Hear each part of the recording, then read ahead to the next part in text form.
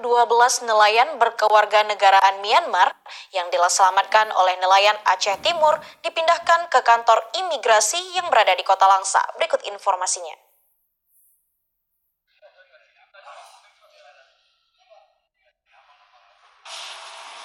Kapolres Aceh Timur AKBP Wahyu Kunchoro melalui Kasat Pol RI Ibtu Pidina Limbong kepada wartawan mengatakan 12 nelayan tersebut dibawa ke Mapolres Aceh Timur pada Rabu pagi setelah tiba sehari sebelumnya di Kuala Idi.